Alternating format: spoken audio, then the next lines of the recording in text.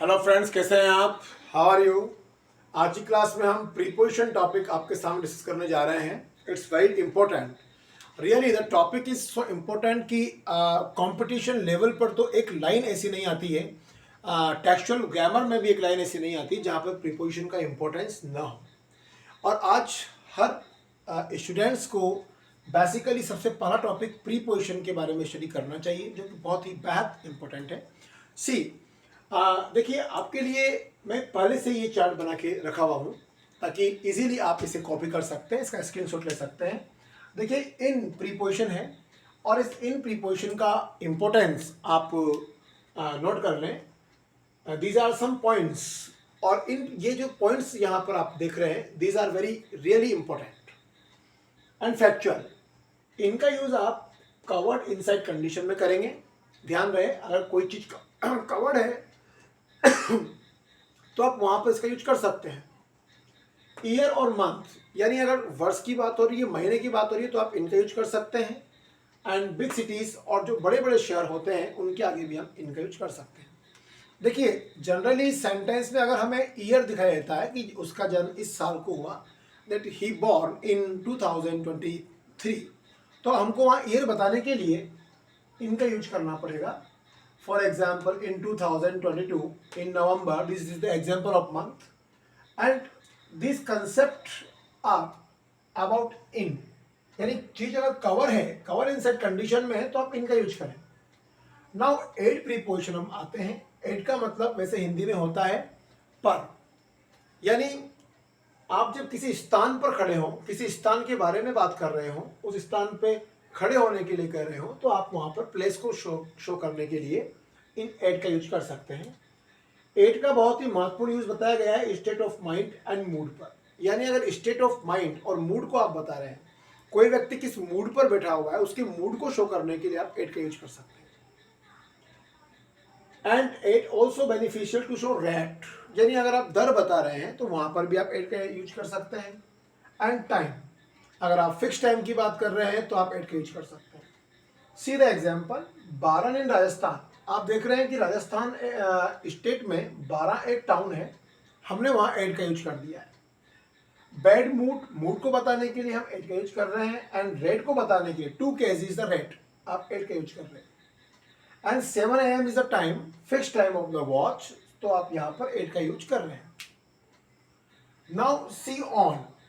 On preposition generally denote for upside position condition, यानी अगर कोई चीज अपने सरफेस लेवल से टच करके ऊपर रखी हुई है, आप वहां पर ऑन का यूज करें. और डेट और डे अगर आप बोल रहे हैं, तो डे और डेट को भी शो करने के लिए आप ऑन का यूज कर सकते हैं. जैसे will you please meet me on Monday, तो Monday is the name of day, तो आप उस डे को शो करने के लिए ऑन का यूज कर सकते हैं. See here are example of on. On table, my book is on the table. We will meet on Monday. There are two use about on. Now into generally show moving inside condition, यानी अगर कोई चीज move करती हुई आपके सामने से इन continue position में अंदर चली जाती है.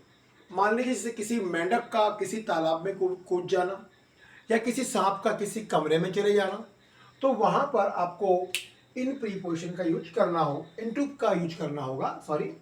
एंड चेंज फॉर्म, यानी अगर कोई मूड चेंज होता है, किसी का रूप चेंज होता है, किसी की बनावट में या उसके आकार में अंतर आता है, तो आप इनटू का यूज कर सकते हैं. फॉर एग्जाम्पल, मान लीजिए a frog is jumping into the pond, यानी एक मेंढक तालाब में कूद गया, तो वहां पर आपने देखा कि वो करंट मूविंग कंडीशन थी, इसलिए हमने वहां इनटू का यूज कर दिया. चेंज फॉर्म की बात करें, द सेंट टर्न्ड इनटू या changed into a good person या बैड पर्सन, यानी एक बुरा व्यक्ति अच्छा आदमी बन गया या अच्छा आदमी बुरा आदमी बन गया, वहां पर भी आप इनटू का यूज करोगे. Now last use above. Above का मतलब होता है ऊपर, यानी कोई चीज किसी कमरे में स्टेबल कंडीशन पर ऊपर की तरफ है.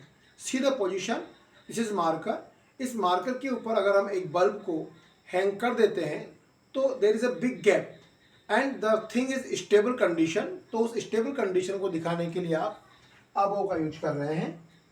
एंड अपर पोजीशन, आप किसी की पोस्ट को बताने के लिए जो कि आपसे ऊंची पोस्ट है, उस ऊंची पोस्ट को दिखाने के लिए आप अबव का यूज कर सकते हो।